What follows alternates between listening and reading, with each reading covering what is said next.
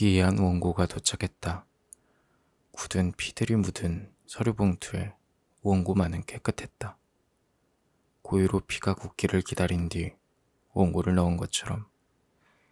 그런 것 치고는 원고의 내용은 뉴스에서 봐서 익숙한 내용이었다. 관심을 끌기 위한 작가의 장난으로 생각하고 원고를 읽어 내려갔다. 훑어보며 느껴지던 원고의 익숙함은 읽으면 읽을수록 세상에 공개되지 않는 정보나 대사들이 많았다. 세상 어느 누가 목을 조르면 연한 뼈가 부서지는 소리를 들은 적이 있겠는가? 그런 묘사들이 적나라하게 적혀 있었다.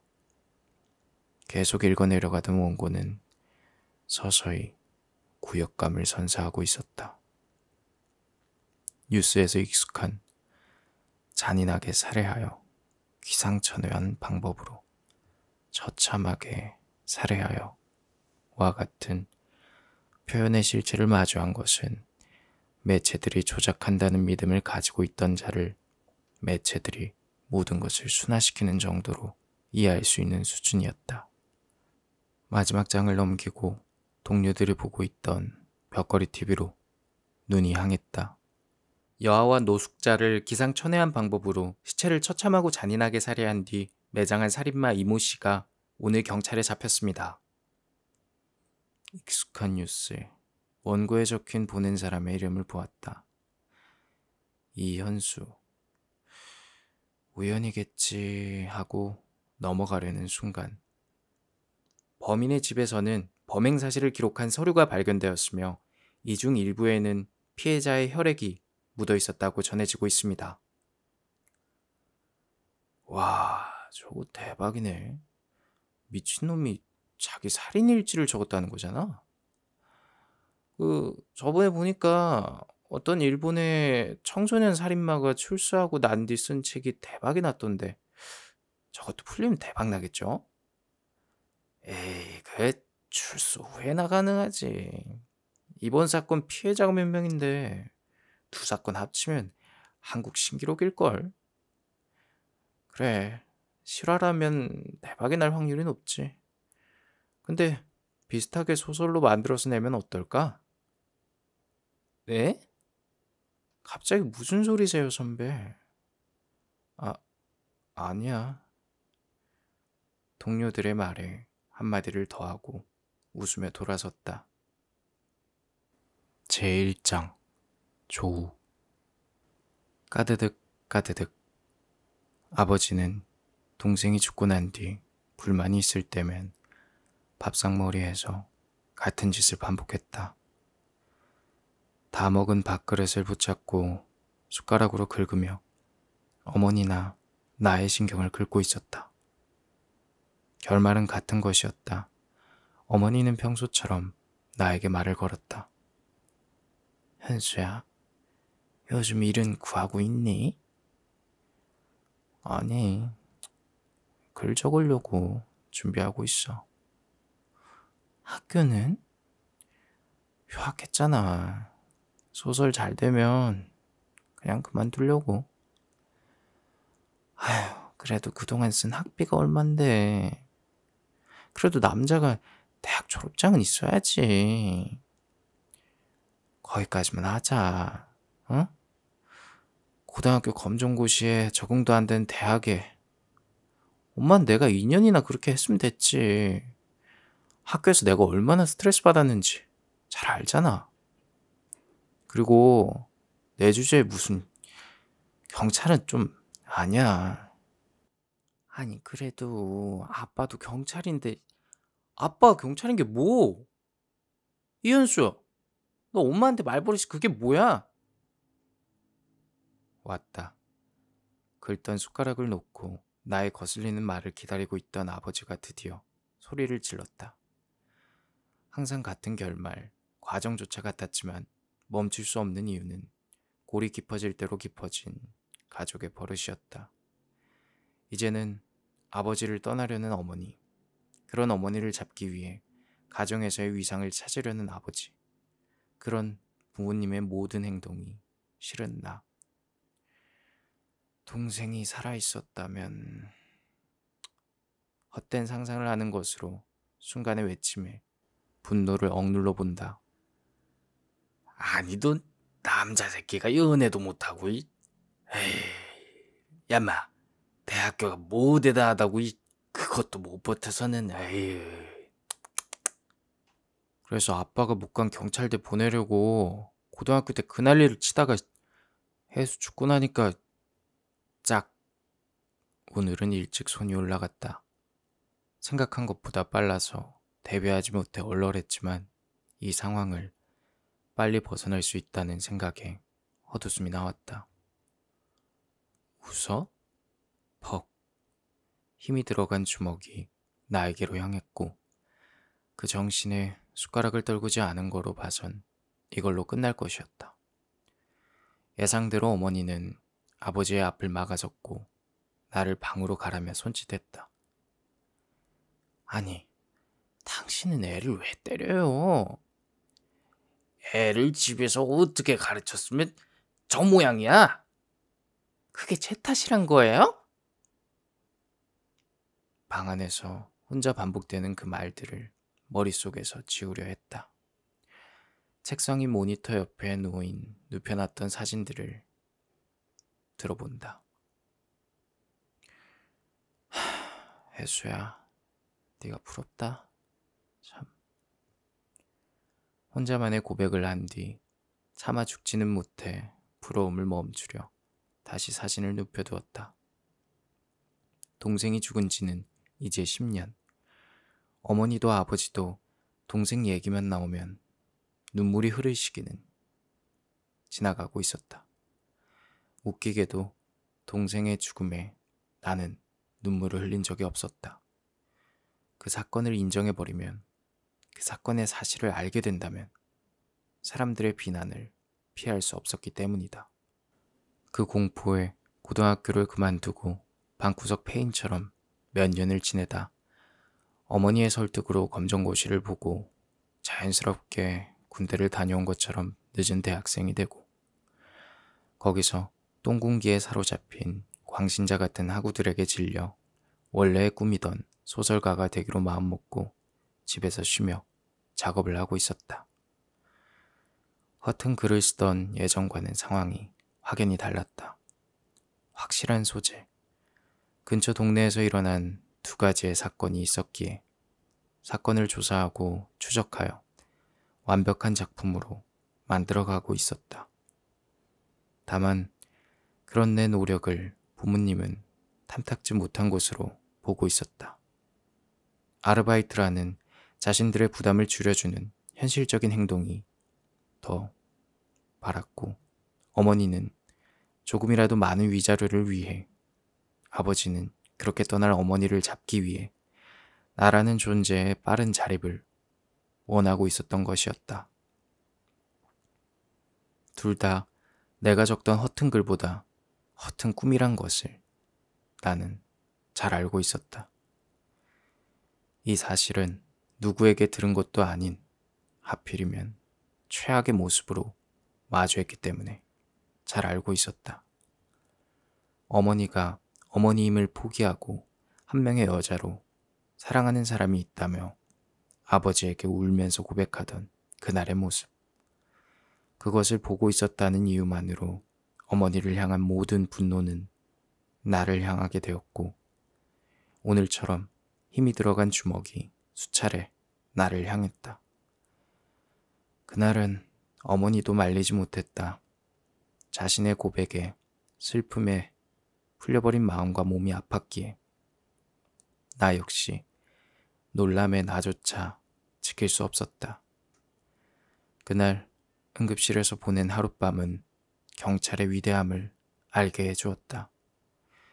폭행임을 응급실 의사는 분명히 알고 있었겠지만 아버지가 내미는 경찰 신분증과 그 신분증이 들려있는 무언가를 때려서 붉어진 손등, 남의 가족사에 끼어들지 않는 것이 미덕인 것처럼 퍼진 나라에서는 의사라는 고등의 교육을 받고 사회적 위치가 있다고 해도 가족이자 경찰인 아버지에게 아무 말 하지 못했다. 조용해질 때까지 떠오르는 생각을 정리하고 내가 해오던 것을 위해 노트북 앞에 앉았다. 방 한쪽 벽에 잔뜩 붙여놓은 사진 속 한 소녀를 바라보고 있었다. 완전히 집안이 고요해질 때까지 사진을 보며 혼자 중얼거리고 있었다. 네가 범인 맞는데, 네가 범인인데. 주변에서 일어난 사건 중 하나인 여아 연속 살인사건의 범인으로 소녀를 확정하고 있었다. 이유는 간단했다. 어젯밤 소녀를 쫓다 한 살인사건의, 정확히는 그 사건의 시체를 최초로 발견했기 때문이었다. 열십자 모양으로 찢어놓은 입과 눈, 흑갈색의 내장으로 중학교 철봉의 인형처럼 매달린 시체. 소녀를 놓치고 주변을 뒤지다 발견한 그 시체는 너무나 생생하게 온기가 식어가고 있었다.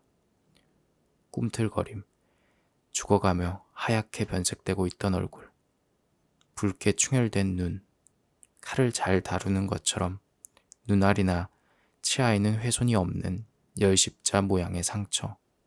분명 다른 사건들처럼 다른 곳도 훼손되어 있었겠지만 확인하지 않고 그 모습을 폰으로 찍고 도망쳤다.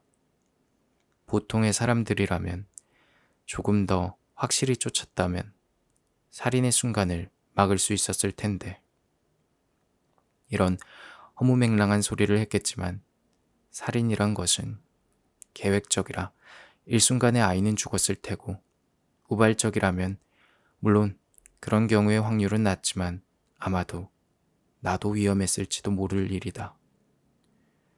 상대는 아무리 소녀라고 해도 흉기를 들고 몇 번이나 사람을 죽인 살인에 익숙한 살인마니까. 그런 이유에서 죄책감과 같은 마음이나 생각보다는 자신의 예상이 맞았다는 사실과 누구도 보지 못한 사람이 죽어가는 순간, 그리고 그 사건의 첫 목격자가 되었다는 사실이 나를 행복에 가득 차게 만들고 있었다. 그 행복은 아버지가 나가고 들려오는 주기적인 어머니의 방문 두드리는 소리가 멈출 때까지 나를 버티게 만들었다. 두드림의 끝은 시간의 흐름을 무시한 채 나의 감각에서 빠르게 도착했다. 해가 지기 전 어머니의 의식을 피해 집을 나설 수 있게 되었다. 바로 소녀의 집으로 향하고 있었다. 지금 이 시각이라면 자신을 돌봐주는 할머님과 함께 집으로 들어갔다가 살인을 위해 준비 시간을 가지고 나올 타이밍. 1-2 추적. 산 입구에 있는 저택의 불은 켜져 있었다. 해는 완전하게 지지 않았지만 소녀의 집에서는 어둑해지는 풍경보다 밝은 빛이 흘러나오고 있었다. 그 빛을 따라 나의 의식은 무언가를 쫓고 있었다. 나와라, 나와라. 나와라. 나의 바람이 들리기라도 했는지 불은 끄지도 않고 소녀는 후드티를 입고 밖으로 나왔다. 소녀라고 부르기에는 조금은 큰 160 후반에서 170 초반은 되어 보이는 키. 후드티는 안에 많은 공간이 남은 듯 펄럭였다. 그 아래로는 스키니가 아닐 테지만 스키니를 입은 것처럼 앙상한 다리가 뻗어 있었다. 그 밤의 소녀는 확실히 낮의 소녀와는 달랐다. 낮의 소녀라고 하면 같은 후드티에 세트처럼 무릎이 늘어난 운동복 바지를 입고 조금은 바보처럼 사람들이 아는 말끝을 따라하는 모습에 무릎에는 항상 흙과 검은 무언가가 검붉은 피처럼 번져 있거나 묻어 있는 경우가 허다했다. 하지만 신기하게도 다음날 아침이 되면 운동복 바지는 같은 디자인으로 여러 개가 있는 것처럼 항상 번져 얼룩진 무언가는 사라졌었다. 아마도 할머님의 존재가 그런 것을 가능하게 만들고 있었다. 외출할 때마다 따라붙는 고령의 여인, 조사를 시작하며 지적 장애를 앓는 소녀를 가족들이 혼자 두고 떠났다는 사실이 수상했지만 그런 사실을 현실적으로 만들던 인물, 할머님. 물론 그런 일이 많았다는 증언과 반대로 소녀만 여행을 다녀온 적도 있었다고는 들었지만 이번에는 특별하게도 근처에 사는 할머님께 소녀를 부탁했다고 모두가 입을 모아 말했다. 보통 그런 것을 말하고 다니지 않잖아? 이런 생각이 들 정도의 수상함은 이내 쉽게 결론을 찾기에 이르렀다. 할머님은 스스로가 소녀를 돌보고 있다는 것을 주변에 어필하고 있었다. 남편을, 막내를 낳자마자 잃고 자식들은 모두 시집장가를 보내고 외롭게 고향을 지키고 있었다. 자식들은 찾아오는 일이 적었고 주변에서도 가족 얘기를 하는 것보다 소녀에 관해 얘기하는 것을 자주 들었다고 증언을 들었다.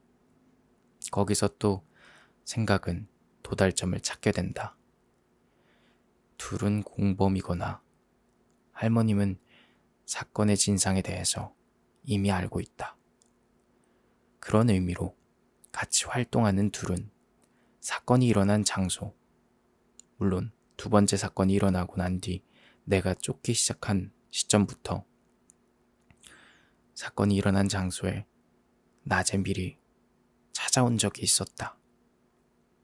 이전 두 번의 사건에 대해서도 확신하게 된 이유는 그런 행동이 같은 횟수인 두 번을 채웠고 한 번의 사건은 직접 낮부터 살인이 일어나는 순간까지 소녀의 뒤에 내가 존재했기 때문이었다.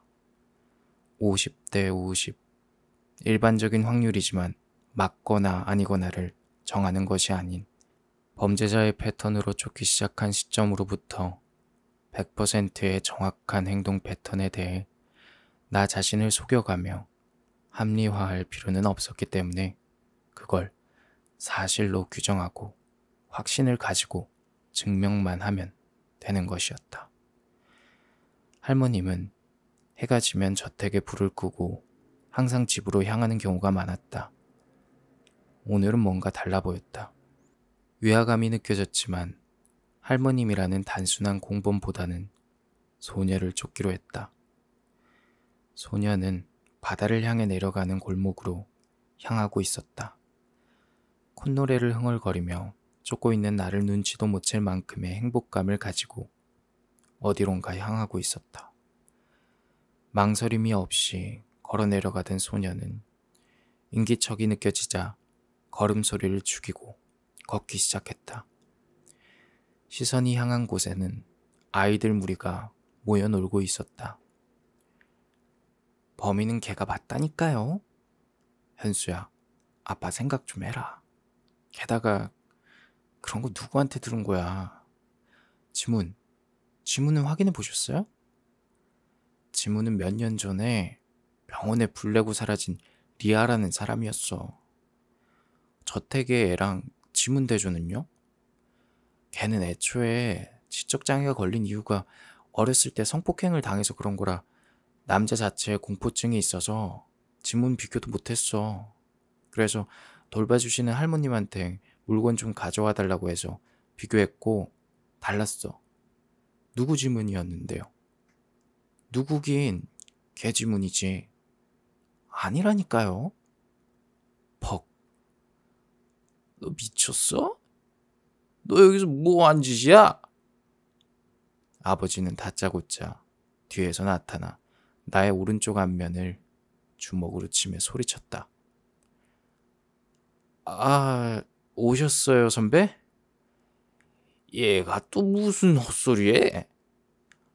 아니요, 뭐 그냥 질문이죠. 이 새끼 말하는 거 답도 해주지만 소설 쓴다면서 혼자 이상한 상상에 빠져서는. 아니라고. 아빠가 뭘 안다고 그렇게 말하는 건데. 내가 봤다고. 이거 봐. 보긴 뭘 봐.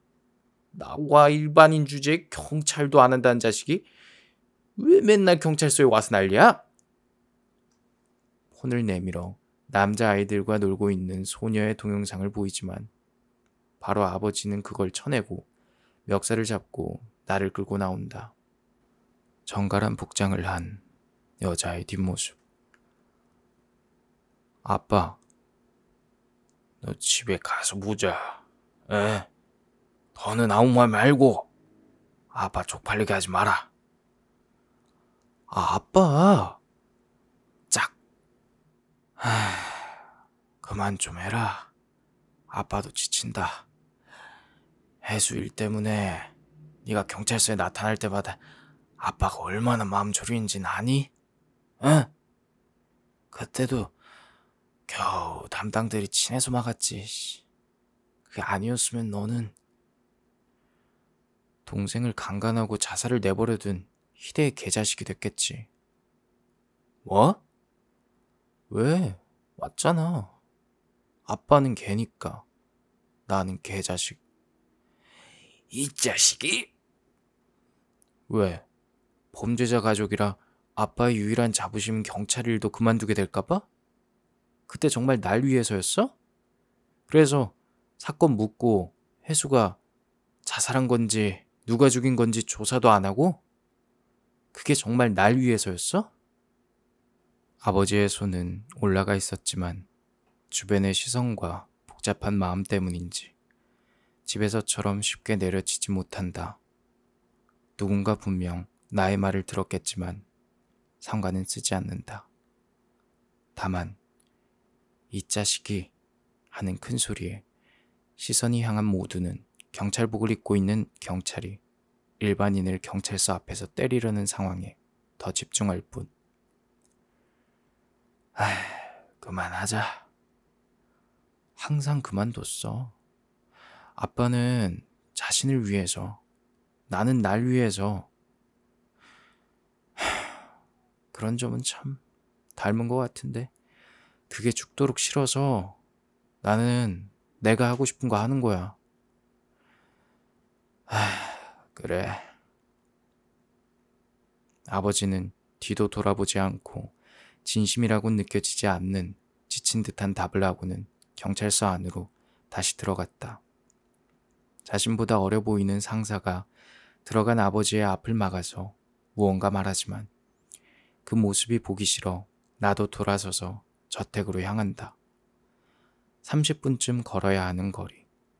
버스를 타도 될 일이었지만 그런 기분이 들지 않아 걷고 있었다.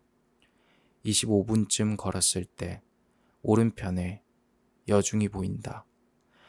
무심결에 지켜본 학교 운동장에서 할머님과 소녀는 흙을 만지며 놀고 있었다. 몇 명의 체육복을 입은 중학생들도 소녀의 곁에서 무언가를 말하며 웃고 있었다. 그래, 많이 웃어둬라. 발걸음을 멈추고 계속 소녀를 지켜보았다. 할머님도 모를 정도의 거리에서 몇 명의 중학생들이 소녀의 곁에 머물다 떠났고 학교가 마칠 시간이 되자 중학생 무리에 섞여 할머님과 함께 저택으로 향했다. 둘은 저택에 도착했고 해가 저물자 할머님은 불을 끄고 집으로 향했고 검은 저택에서 소녀는 빠져나왔다.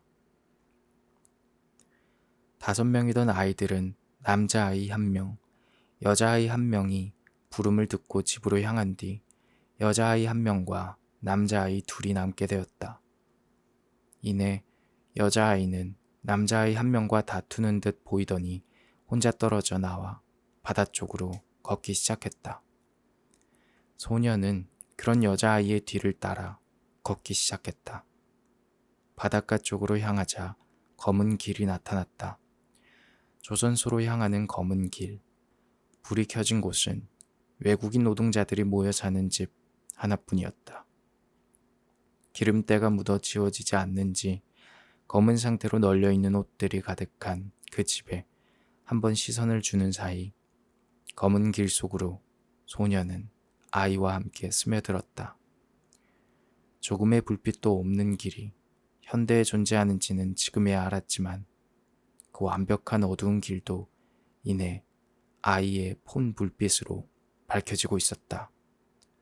퍼지는 불빛은 희미하게 소녀의 존재도 확인시켜주고 있었고 이내 소녀는 아이에게 닿았다. 둘이 닿은 곳은 조선소에서 아파트 건설 현장으로 향하는 길목. 아파트 건설 현장에는 조명이 있어 둘의 형태는 조금 더 뚜렷해졌다. 소녀가 아이에게 무언가를 속삭이고는 둘은 손을 잡고 어디론가 향했다. 달리는 둘의 발소리를 따라갔다. 발소리가 잦아들고 둘은 함께 뚜껑이 열린 맨홀 속을 바라보고 있었다. 아이는 놀랬고 소녀는 그런 아이를 달래며 뭐라고 말하고는 둘은 아파트 건설 현장으로 달려들어갔다. 둘의 모습이 멀어졌지만 소리로 위치를 대충 알 수 있었기 때문에 나는 둘이 바라보던 맨홀로 향했다. 1-3 죽여. 그곳에는 할머님이 피를 흘리며 조용히 침묵하고 있었다. 그녀의 보호자이자 억제력이던 할머님의 죽음을 보고 나의 심장은 빨리 뛰기 시작했다. 죽었나? 나의 질문에 죽었다 라는 확신으로 변하기까지는 그리 오랜 시간이 걸리지 않았다. 폰을 꺼내 112를 누르고 통화 버튼을 누르기 직전까지의 시간. 그 정도 양심적인 망설임 뒤에 그녀를 다시 쫓기로 마음을 먹는다. 이미 돌아가셨어. 한 풀어들어야지. 내 생각대로가 맞네.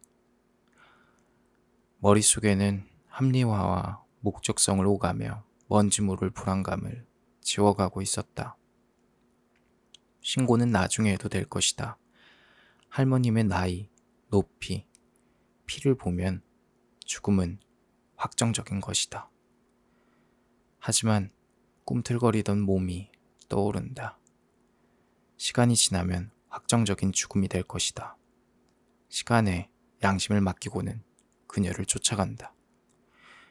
그녀는 살인을 저질렀어. 내가 맞았어. 울리는 마음속 외침은 세상이 그르다던 내가 옳다는 것을 증명했다는 기쁨으로 가득 차 있었다. 이런 확신은 흡사 그녀에 대한 사랑을 느끼게 했다. 내가 세상에 증명해주게 해주는 사람, 아니 그렇게 만들 사람. 몸은 뜨거워지고 시야는 밝아졌다. 뭐야? 밝아진 시야 속에 그녀는 없었다. 무심코 입에서 소리를 낼 정도로 그간 참아왔던 숨이 한번 허망하게 세상 밖으로 나올 정도로 나는 놀라 다시 입을 틀어막고 그녀와 아이가 갔을 방향으로 무작정 달리기 시작했다.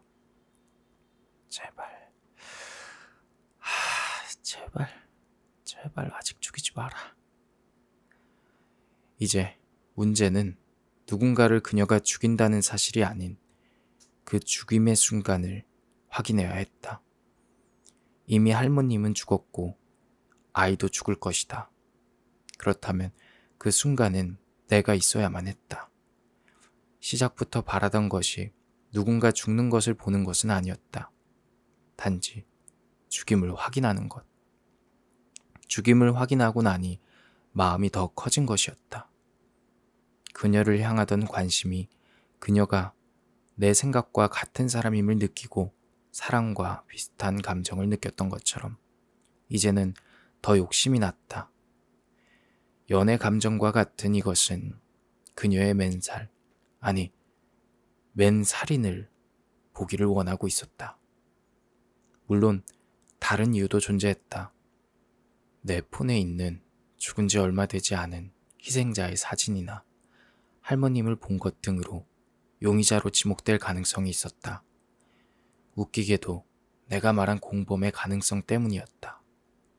그래, 공범. 할머님을 보며 느꼈던 위화감의 이유를 깨닫는다. 공범이 있다면, 할머님이 아니라면 도대체 누구일까?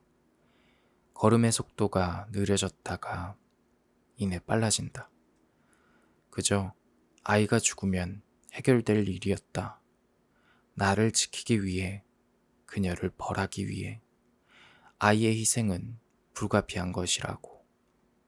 경찰들이 내가 해온 행동에 죄를 붙이고 합리화하지 못하게 아이의 죽음과 그걸 직접 목격하고 그녀를 절대적 악으로 만드는 과정이 필요했다. 신은 그런 나에게 축복처럼 그들의 흔적을 발견하게 해주었다. 아파트 공사장 입구에서 트럭이 나가기 전 물을 뿌려 축축해진 땅 위로, 트럭의 타이어 자국 위로 두 사람의 발자국이 찍혀 있었다. 인적이 드물고 아이의 발자국이 있는 것만으로 그 둘임을 직감할 수 있었다. 발자국이 파이는 것이 아닌 흙을 묻히는 정도까지 다다르자 옅은 빛 아래로 누군가 서 있었다. 두근거리는 마음을 진정시키고 숨을 죽이며 다가가 서 있는 존재를 확인했다. 고요하고 차가운 완성되지 않은 콘크리트 건물 벽 속에 검고 회색의 공간, 바람 소리조차 흉흉한 그곳에, 그 가운데 그녀가 서 있었다. 이제는 그들이라고 부르지 못하게 쓰러진 아이도 함께 보였다. 그들이라 부를 수 없는 하나의 상실.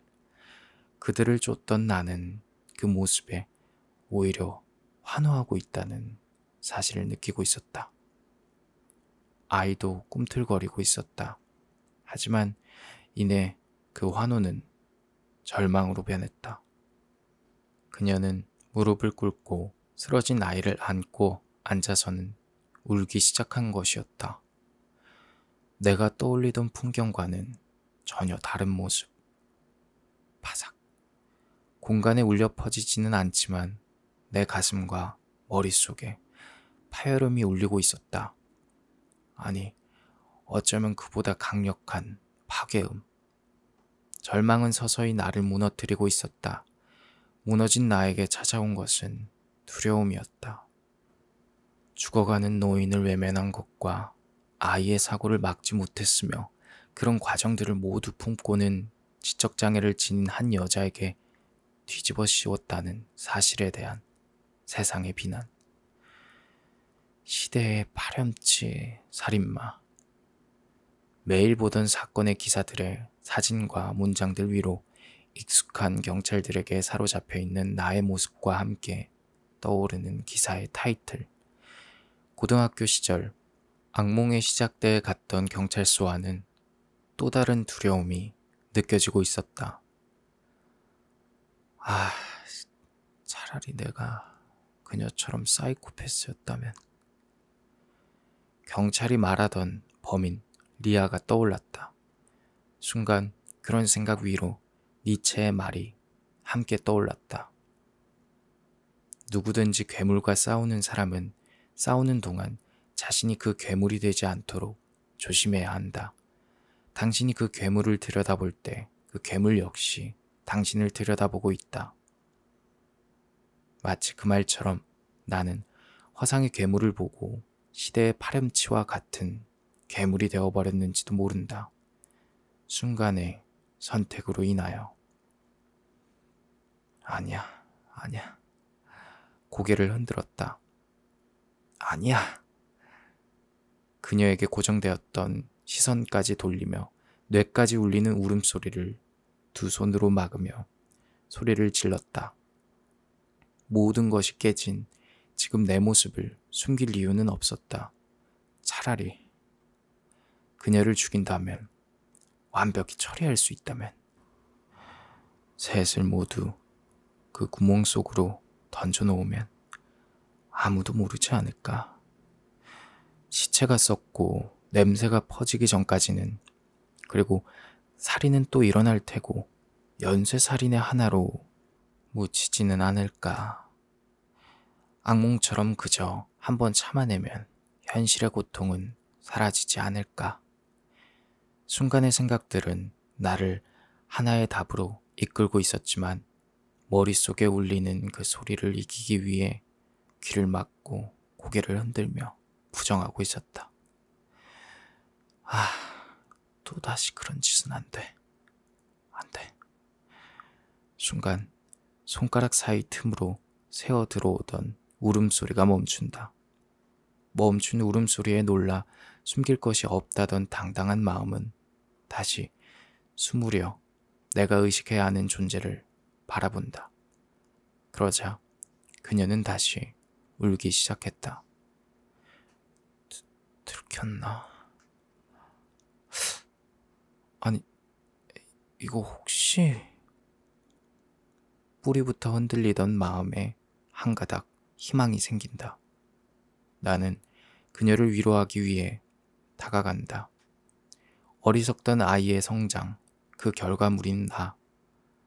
아빠의 거짓말에 속았던 아이는 아빠를 원망하고, 그런 아빠를 지키려는 엄마를 원망했고, 그런 자신을 괴롭히던 아이들에게서 벗어나기 위해 극단적인 선택을 하고, 그 과정에서 경찰이라는 꿈에 대한 완벽한 실망과 자신의 유능함을 알게 되고, 그런 뒤 가지게 된 세상의 모든 것을 향한 규칙, 사실과 증명, 뿌리까지 흔들리던 마음에 한 가닥 희망을 툭툭 깨우기 시작한다. 괜찮니? 누구세요? 지나가다가 울음소리가 들려서. 무슨 일이니? 오빠, 저는요. 순간의 공백. 아니야, 괜찮아. 말하지 않아도 돼. 울지 마. 너는 아무 잘못 없어. 할머니가... 할머니? 할머니가 왜? 나는 최대한 모른 척을 해야 했다. 내 생각대로의 사람이더라도, 그렇지 않더라도 그녀에게 내 본심을 들킬 수는 없었다. 방심할 수 없던 것이었다. 갑자기 구멍 같은 곳으로 들어가셨는데 불러도 대답도 없고, 그래서 무서워서 친구를 데리고 왔는데 친구도 무섭다고 달려가다가 넘어져서... 친구도 쓰러졌구나. 네. 빙고. 떨어진다는 표현도 불가능한 그녀의 지적 수준을 보고 적당한 단어, 아니, 행동을 가르친다면 나는 벗어날 수 있는 상황이었다. 머리에서 막 피가 나와요. 머리에서? 누가? 친구가요. 오빠가 피 멈추는 방법을 아는데 알려줄까? 네, 제발 알려주세요. 왜? 피가 안 나오면 안 아픈 거라고 할머니가 그랬어요. 완벽해. 그럼 오빠가 먼저 해볼게. 나는 그녀가 안고 있는 아이의 목을 조르는 신용을 한다. 이렇게 해서 꽉 조르면 피가 멈춰. 정말? 나는 웃으며 고개를 끄덕였다. 그녀는 나의 미소에 대답하듯 쓰러져 있는 아이의 목을 조르기 시작한다. 울음이 완벽히 멈추지 못해 들썩이는 어깨의 뒷모습이 조금 가엾게 보였지만 지금의 나에게는 그보다 중요한 것이 있었다. 신기하게도 정말 출혈은 점점 잦아들고 있었다. 순간 아이의 몸에 조금의 경련을 발견하지만 그 경련에 그녀를 더 부추긴다. 그래, 그래. 잘하네. 처음 치고는. 처음? 그 생각에 약간의 죄책감이 들기도 하였지만 여자의 처음이란 것은 항상 소중하고 고결한 것. 한 사람을 살리는데 사용된다는 것은 더없이 거기에 어울리는 고결함일 것이다. 나는 그런 한 사람이 된 것에, 그녀의 처음을 함께 경험하게 된 것에, 그리고 그것에 동조해 그녀를 응원하고 있었다. 죽여. 하고.